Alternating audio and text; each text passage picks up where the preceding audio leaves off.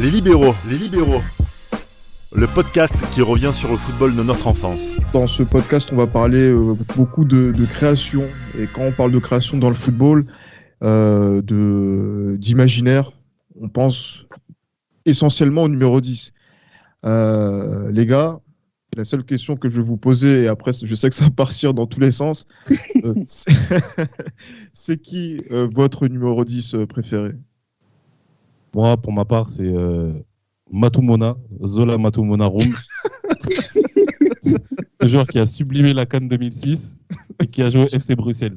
Pour ceux qui ne le connaissent pas, regardez sur YouTube, les gars. Ah, mais on s'en souvient très bien de Togolais lors de la première phase de la CAN 2006, mais bon, on va pas revenir dessus. Avec les biscottes Mbala. Vous êtes cons, les mecs, putain, on veut faire un sujet sérieux sur le numéro 10. Non, plus sérieusement. Non, franchement, d'abord, Tate, j'attends d'abord la bêtise de Tate quand même, après on enchaîne. La bêtise, non, moi c'est Frédéric Mérieux, moi. Pourquoi tu fais le médecin, Frédéric Mérieux, 98, ah oui, moi Frédéric Mérieux, sans problème. Non, plus sérieusement, Johan, c'est qui ton non, 10? Plus sérieusement, après, c'est pas vraiment le numéro 10, mais c'est le numéro, c'est Jari Litmanen. Jari Litmanen, Tate? Michel Platini. Ah, tu fais chier, tu m'as pris mon numéro 10, le plus fort numéro 10 français de tous les temps, pour moi, c'est lui. Et on peut parler de Zidane. Après, ça, c'est le débat qu'on a pu avoir pendant de longues heures avec Tate, je me rappelle, pour savoir qui est le plus fort, aussi avec Reda qu'on salue. Mais voilà, Michel Platini, Zinedine Zidane, on peut parler de Pelé, Maradona, tous ces joueurs-là Zico, qui ont marqué quand même le football. Le numéro 10, c'est vraiment le numéro peut-être du meilleur joueur de tous les temps.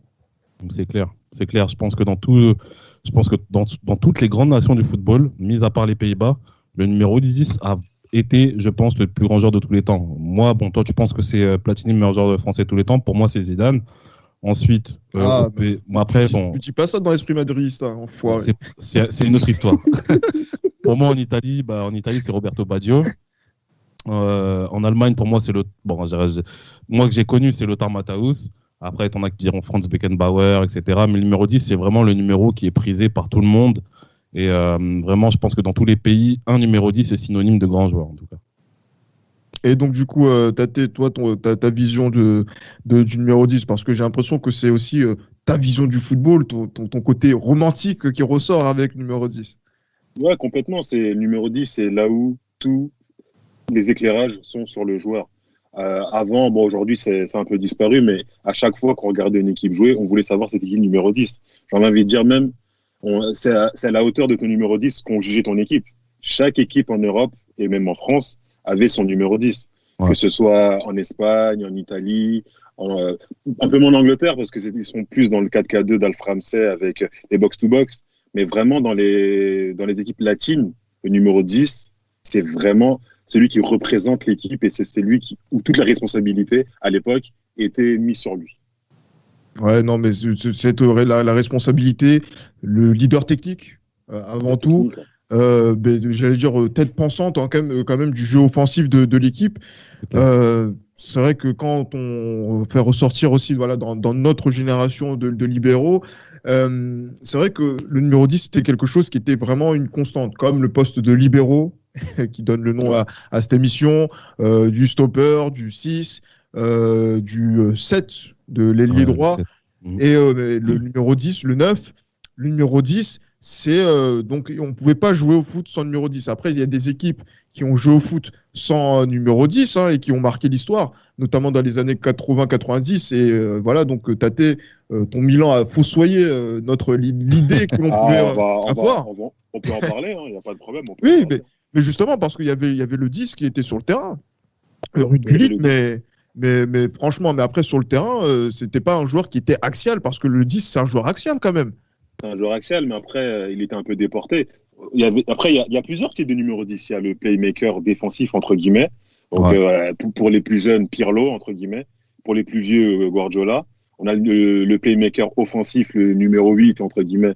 Donc, aujourd'hui, c'est Eriksen, Xavi. Xavi, même s'il ne joue plus, à peu près Xavi, Iniesta. Et on a le numéro 10, quoi, le numéro offensif, le meneur de jeu, Zidane, et alors, on a l'attaquant de soutien. Et Le au trop Milan, trequartista, ouais. Et c'est ça. Batista. Et au Milan, on avait Gullit, on avait un peu le playmaker défensif qui était Ancelotti, et on avait aussi un numéro 10 qui était déporté, qui était Donadoni. Donc on avait à peu près 3 numéros 10, à peu près, qui faisaient le travail d'un numéro 10. Donc on avait à peu près... Mais moi, justement, Tate, Dis-moi. j'ai plus un penchant vers les trequartistas, tu vois. Moi, j'ai plus un penchant pour ces joueurs-là parce qu'ils ont un apport offensif qui est monstrueux, en fait. Ils peuvent Parce qu'il marquer, marque, quoi. tu vois, ils peuvent marquer. Comme je t'ai dit, comme je t'ai cité tout à l'heure, Jari Litmanen, concrètement, à l'Ajax Amsterdam, c'était le cas. C'était le cas quand tu vois la saison 95 qu'il fait en Ligue des Champions, dont on a parlé au Libero, et 96. Jari Litmanen, franchement, pour moi, c'est le joueur qui me fait le plus frémir en tant que numéro 10. Il y a Baggio aussi, il y a Dennis Bergkamp. Rappelez-vous, l'Euro 2000, les gars, tous les numéros 10, et la plupart, c'est les trequartistas. Et puis voilà. Mais souvenez-vous de l'Euro 2000. Même un mec comme Zaovic.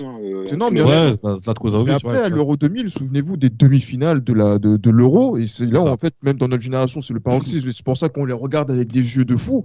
Parce que France, Portugal, Pays-Bas, Italie, donc les numéros 10 qui avaient donc à cette époque-là, on va dire qu'ils jouaient dans ce positionnement, Zidane, Rui Costa, Bergkamp Totti. et Totti. Totti qui joue pas. C'est Totti qui avait le numéro 20 à l'époque. Ouais, mais il est remplaçant. Il est remplaçant. Mais voilà, donc au moment où quand il joue, c'est voilà, c'est donc l'idée qui ressort, c'est que voilà, il y a cette idée de création, et à ce moment-là, il n'y a pas de débat. On doit jouer avec un 10 dans les équipes, dans les grosses équipes, dans les équipes qui sont les meilleures du monde. Ouais, exactement. On doit jouer. Ah, tu veux y aller, Yohan? Vas-y. Hein. Non, vas-y, Tate. Ah, vas-y. T'es plus beau, donc vas-y. Bon, arrête, tu vas me faire noircir, arrête. Tu vas me faire noircir, Yohan. Et non, parce qu'on avait vraiment cette idée de football création avec un système avec un joueur qui devait sublimer un système. Donc en France, on avait vraiment ce système-là avec Zidane qui était à son prime, à mon avis, en équipe de France en 2000, plus en 2000 et en 2006 aussi. On avait vraiment cette idée-là qu'un joueur doit sublimer le système. Et en 2000, comme on l'a dit, c'était vraiment le paroxysme des numéros 10. On a cité les cas demi-finalistes, mais on peut citer aussi des équipes mineures comme les Slovènes, avec Zlahovic, les Roumains avec Hadji. Et c'était vraiment le paroxysme des numéros 10 à cette époque-là. Et il y a aussi la Norvège avec Erik Maekland aussi. Ouais, et Rekdal en 98. Ah, mais arrêtez avec la Norvège, c'est une équipe, il fallait tirer les rideaux et pas regarder. Ils ont battu l'Espagne au premier match. Erik Maekland, c'était le petit technicien d'une équipe de Golgoth. Hein. Ah, mais une équipe de Golgoth qui sautait les lignes, justement. Et là, par exemple, là, c'est la notion de football vraiment à l'état primitif. Oui, mais quand il avait la balle, c'était mignon, le petit Maekland. Mignon, mais je me rappelle que Tate, à une époque, quand on disait que l'équipe de France était en difficulté, on s'inspirait de cette équipe de Norvège pour amener la bestialité, la brutalité en équipe de France. Donc, vers 2013, exactement. Et c'est pas des beaux souvenirs, justement, pour nos techniciens que sont les 10 et qui ont été aussi donc on va dire les modèles de beaucoup de clubs et donc d'équipes, que ce soit en D1, que ce soit dans les grands championnats européens. Et peu à peu, on a l'impression que le 10 est devenu plus un numéro qu'il fallait porter parce que il y avait une hype autour de ce poste. Je vais pas revenir sur la chanson de Booba, que des numéros 10 dans ma team, par exemple. Mais c'est devenu maintenant un poste sur lequel le joueur d'axe, je ne sais pas si c'est avec le départ de nos anciens comme Zidane, etc., qui a fait qu'on commence à voir disparaître ce poste et avoir ce rôle crucial dans le jeu. Je ne sais pas ce que vous en pensez. Ouais, c'est vrai. Bah après, comme on l'a souvent dit, comme on l'a dit il n'y a pas longtemps sur l'épisode concernant l'FC Valence, un joueur comme Pablo Aimar a été la principale victime collatérale de ce changement de paradigme tactique. Hein. Je pense que vous serez d'accord avec moi qu'Aimar, ça a été la principale victime. C'est vraiment dommage. On est passé à côté d'un Aimar qui était au summum de sa forme, hein, à la fin de sa carrière. Enfin, à la fin de sa carrière, au milieu de sa carrière, parce que quand même, il avait quoi? Il devait avoir peut-être 25-26 ans quand Rafael Benitez a changé son système et qu'il n'a plus laissé la place à Pablo Aimar. Ouais. Oui, mais en plus, tu vois, il y a Pablo Aimar. Après, il faut se souvenir aussi de Deco qui jouait derrière les deux attaquants et qu'après, on a reculé sur le terrain pour jouer un rôle un peu plus de relayeur que Iniesta va aussi sublimer aussi à Barcelone. Mais ça, Mais parce que voilà. Ronaldinho. Parce que Ronaldinho, c'est pour ça. Oui, mais voilà, Ronaldinho qui porte le 10, mais qui n'a pas le positionnement d'un 10 de joueur axial qu'on connaît. Ouais, c'était C'est plus un un joueur qui ailier. est plus Lui, c'était un un ailier joueur qui gauche. est déporté sur le côté et qui revient dans l'axe tel une pointe quasiment, notamment à Barcelone. On se souvient de l'association avec Eto'o. Mais tu vois, donc c'est pour dire que franchement, on voit dans ce foot-là, justement, donc dans le tournant de 2005, 2006, 2007, etc., donc des joueurs qui sont qui portent le numéro 10, mais qui ne sont plus des 10 et qui sont de plus en plus déportés sur le côté et qui ont voilà, cette polyvalence pour pouvoir jouer à la fois sur l'aile et aussi un petit peu dans l'axe, mais c'est plus le 10 traditionnel et qu'on a cité et qui est un joueur vraiment déterminant, clé, qui est au cœur du jeu, comme pouvait l'être Zidane, qui lui aussi, paradoxalement, a été très déporté sur le côté gauche sur sa période Real Madrid. Ouais, c'est clair. Mais après, il y a qu'en Argentine un petit peu qu'il y a ce genre encore de joueurs. Quand je dis en Argentine, c'est vraiment dans le championnat argentin. Parce que je sais pas si vous vous rappelez, à chaque période, chaque 3-4 ans, on disait qu'il y avait le nouveau Maradona, nouveau numéro 10 à l'ancienne, etc. Il y avait des Andrés D'Alessandro, il y avait Diego Latorre aussi un petit peu plus tôt. Il y avait Ariel Ortega, même si Ariel Ortega était plus dans la percussion. Il y en avait plein, il y en avait pas mal. Je pense que même maintenant, on est passé dans un délire où on cherche le nouveau Messi en Argentine. Oui. Donc, mais c'est. T'as pas remarqué, Johan, que justement, par rapport aux Argentins, pourquoi ça a encore eu l'esprit vivace là-bas? Et c'est pour ça que, par exemple, quelqu'un comme Riquelme, qui a échoué quand il y avait la pression des grands clubs était présente et qui a été plus mis en lumière par Villarreal, et aussi un petit peu avec l'équipe d'Argentine, les Argentins, je sais pas, ils ont toujours ce lien avec ce rapport avec Maradona, donc du coup, ils pouvaient pas concevoir le football sans 10. Mais c'est pour ça qu'ils n'avancent pas dans leur football. C'est pour ça. Ils avancent pas dans leur football. Après, voilà, Messi a pris la suite, mais après, tu sais comment Messi joue, et c'est pas un joueur qui est 10 à proprement parler, même s'il est devenu dans ses différentes mutations. Ouais, c'est clair.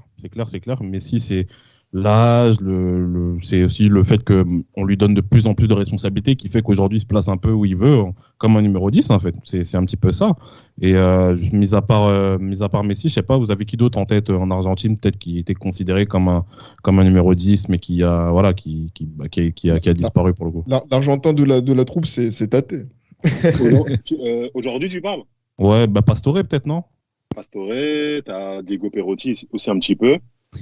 Dans le style trequartista, t'as Dybala de la Juve aussi. Ouais. T'as un peu Lanzini aussi de West Ham. Putain, t'aimes les joueurs. Les joueurs Lamela, tout ça. Lamela, il est plus collé à la ligne. Ouais. Il est un peu plus collé à la ligne que... Quoi qu'il y a un 10 un petit peu plus traditionnel, excuse-moi Tate, je dirais, c'était Vasquez, Edmundo Vasquez, le joueur de Séville. De Séville, ouais. À l'époque, quand il jouait à Et Palerme, n'oublions c'était pas- vraiment un pur 10 à l'ancienne. Exactement. Et n'oublions pas aussi, bien sûr, Gomez de Bergame. Ouais, Papou. Oui, Gomez. Papou, qui Papou, aussi Papou maintenant Gomez. joue sur le côté. Et en plus, là, j'ai l'impression qu'ils ont tous un point commun, c'est qu'ils ont lamentablement échoué avec l'équipe argentine ces dernières années parce qu'ils attendaient que le dieu Messi fasse tout à leur place. Et Papou Gomez, j'ai pas vraiment un bon souvenir de ses prestations avec l'équipe d'Argentine. Parce que on se levait très tard pour regarder les matchs de l'Argentine avec tous ces joueurs-là, Tate, et C'est compliqué. on a vu des dingueries pour ne pas Vous dire. souffriez. Mais lui, par rapport à d'autres, il n'a pas beaucoup eu sa chance. Et puis, il est un peu victime aussi de Messi, un petit peu. Oui, victime Parce de que- Messi. Ouais, Oui. comme génération. Il y a un truc qu'on doit dire aussi par rapport aux trequartistas, aux attaquants de soutien et au milieu offensif, c'est que quand tu as le leadership devant, c'est difficile de le partager. Il faut vraiment que tu aies des gens à côté qui portent l'eau, entre guillemets. Et ce qui leur fait défaut dans ce football-là d'aujourd'hui, c'est qu'il faut vraiment qu'ils soient exceptionnels comme Messi. Parce que s'ils sont d'avoir poussé à faire les efforts aussi, comme les autres joueurs. Et c'est pour ça que les numéros 10 aujourd'hui disparaissent, parce que aujourd'hui, il faut vraiment qu'ils soient exceptionnels comme Messi, entre guillemets, pour qu'on leur prive de faire certaines tâches défensives. Exactement. Comme Mais ils sont, entre guillemets, moyens bons, ils doivent participer, comme les autres, aux tâches défensives. aux tâches défensives. Mais justement, par rapport aux tâches défensives, par rapport aussi à cette recharge de vitesse, parce qu'on se rappelle de l'image qu'on en a donc du numéro 10 qui est dans les clichés, peut-être est le joueur le plus lent de l'équipe, mais qui a une vision du jeu qui est au-dessus de la moyenne, etc. Et quand on voit par exemple des joueurs comme Benitez, qui par exemple, c'est vrai qu'on avait dit que c'était l'antithèse de Mourinho, mais qui a fossoyé le numéro 10, notamment du côté de Valence. Oui, c'est lui, c'est pas Mourinho d'abord. Hein. Lui, il a fait jouer Deco en 10 hein, au FC Porto. Je le dis, je le répète.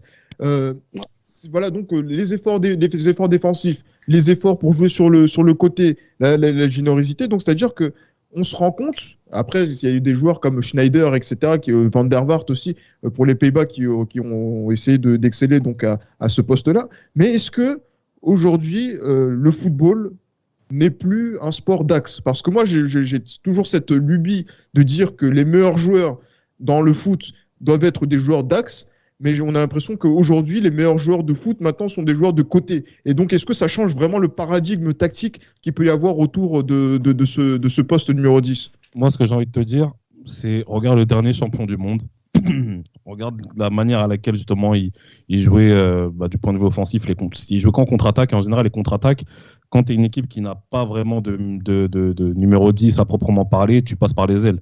Et quand tu regardes les buts de l'équipe de France, notamment lors de la finale, qui viennent justement de Mbappé, donc ça balance sur Mbappé qui fait un petit peu la différence sur le côté, ça rajoute dans l'axe et il y a but, c'est plus ou moins pareil. Hein. Toutes les attaques aujourd'hui, elles viennent des côtés. Mais je pense que Guardiola, je dirais pas que Guardiola était l'un des instigateurs, parce que je me rappelle que le Barça, non, ça c'est plutôt le Barça, je dirais plutôt le Barça de Rijkaard qui passait pas mal par les ailes, justement, via un exploit personnel de Ronaldinho, ou bien Juli aussi sur son côté qui était très incisif. Et là, je vais poser la question, franchement. En plus, c'est vrai que là, tu donnes un bon plus Johan, excuse-moi. Mais regarde, Barça de Rijkaard, 4-3-3. Barça de Guardiola, 4-3-3, même si sur la dernière, ils sont passés à une défense à 3.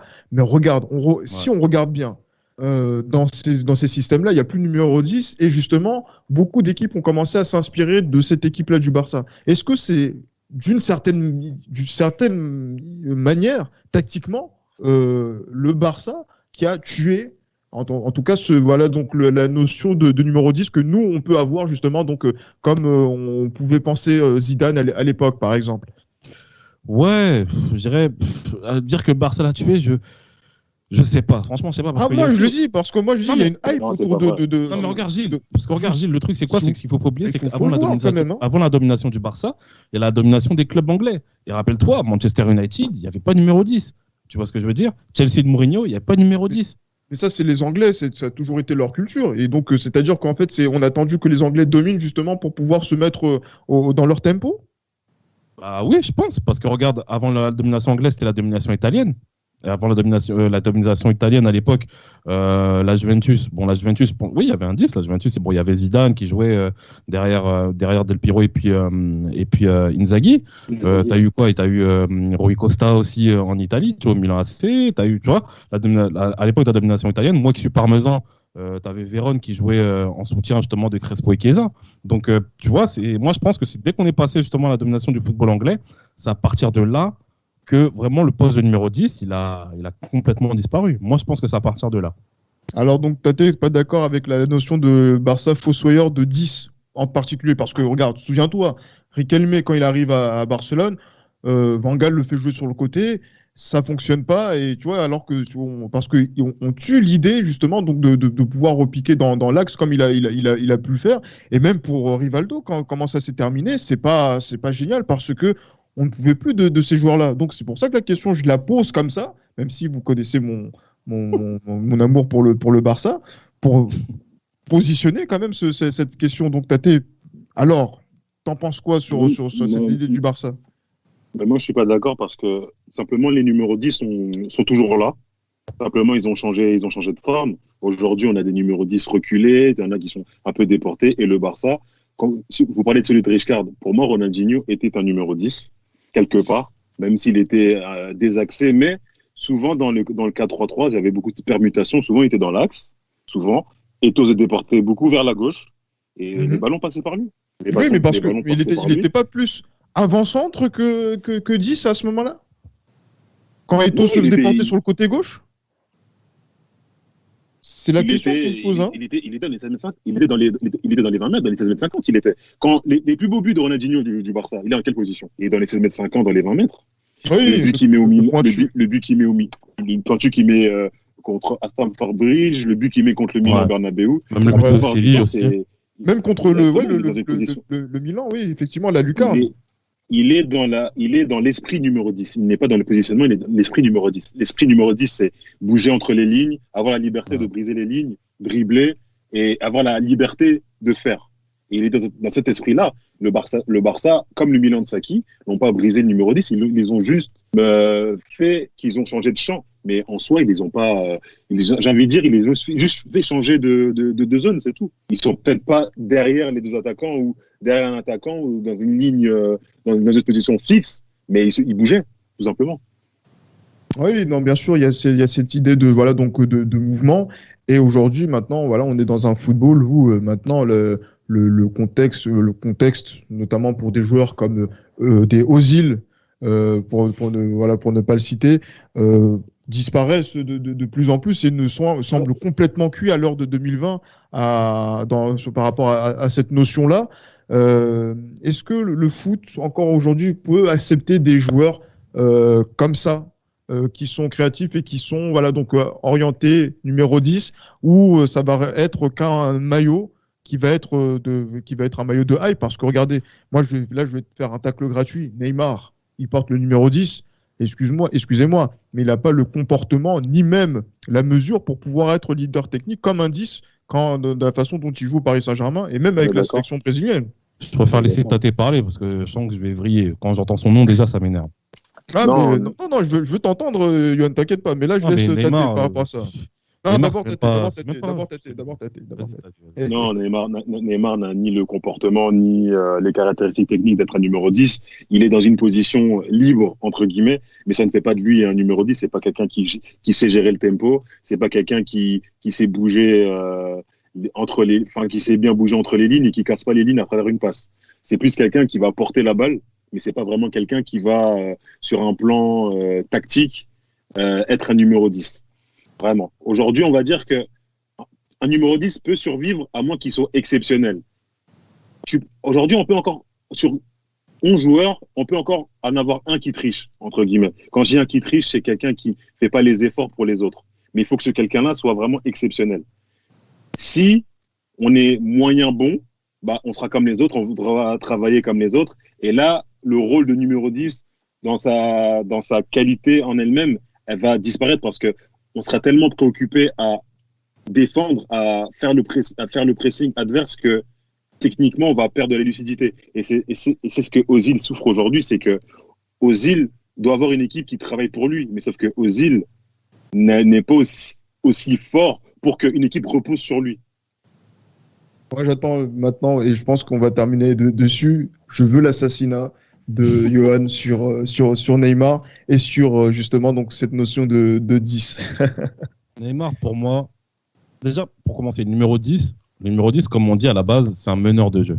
Neymar ne mène rien du tout. Ce qui mène juste, c'est ces petits dribbles chaloupés, etc. On sait que le numéro 10, à la base, le numéro 10, il était attendu plus que les autres, en fait. Ce que Neymar est. Mais le problème, c'est que Neymar n'a pas cette intelligence, n'a pas cette maturité pour pouvoir apporter un plus à son équipe, en fait. Lui, tout ce qu'il fait, c'est individuel. Ce qu'il fait, c'est individuel. Soit il joue avec Mbappé de temps en temps, etc. Et il faut le dire, ce n'est plus un joueur de classe mondiale. C'est un joueur à jeter à la poubelle. Mais vas-y, déjà, En 2020, c'est quoi, je vais rien dire. En 2020, quand même, non. Mais Quand même, c'est pas un joueur de classe mondiale. Non. Neymar, c'est pas un joueur de classe mondiale. Avec classe quel paradigme? mondiale, En 2020? En 2020, c'est pas un joueur de classe mondiale, je suis désolé. Il a commencé à être un joueur de classe mondiale peut-être en 2015, par là, 2015-2016. Mais vas-y, depuis, c'est fini. Neymar, il est pété depuis. Depuis, c'est juste aujourd'hui, c'est juste un joueur extraordinaire de Ligue 1. J'ai bien dit de Ligue 1. Neymar, c'est juste un joueur extraordinaire de Ligue 1. Et c'est pas un numéro 10 qu'on peut mettre. Justement, on peut pas mettre un Zidane, on peut pas mettre, je sais pas moi, un Bergkamp, un Del Piero, quoi. Même Totti. Avec Neymar, je suis désolé, on peut pas mélanger ce nom-là avec un mec comme Neymar. C'est un fossoyeur, ce mec-là, c'est une arnaque. Non, mais le problème, c'est que vous réfléchissez avec le paradigme des années 90. Là, je suis d'accord avec vous. Mais le paradigme actuel, dans le paradigme actuel, c'est un joueur de classe mondiale. Ouais, actuel. Mais aujourd'hui, Non, mais aujourd'hui, c'est normal, c'est logique. Non, mais tu dis en 2020. Tu dis en général, oui. Mais en 2020, je suis désolé, Neymar Mais- fait partie des meilleurs joueurs du monde. Il était un joueur des 90. Vas-y. Mais donc, Même, donc, moi, du coup- en fait, ça m'énerve d'entendre dire ça. Non, mais- ouais. Même à la Coupe Mais c'est du Monde la vérité, 2006, Mais c'est même la à la Coupe du vérité. Monde 2006, Neymar, il n'a pas sa place dans l'équipe du Brésil. Je suis désolé. Mais le Il y a- problème, c'est que. Non, mais le problème, on peut pas réfléchir. On peut pas dire, les énarques aujourd'hui sont moins bons que ceux d'il y a 20 ans. On peut pas dire ça. Aujourd'hui, ils sont là et il faut faire avec. Faut faire avec, faire et faisant c'est tout, les meilleurs que et c'est Neymar, pour ça, standard. et c'est pour ça que dans ce débat qu'on a eu, on se pose la question de la fin du numéro 10. Si Neymar est un joueur de classe mondiale Oui, non. aujourd'hui, c'est bien la preuve que le numéro 10 est cette notion n'est plus d'actualité. Et maintenant, il faut l'accepter et on laisse aussi les auditeurs en juger. On peut pas accepter.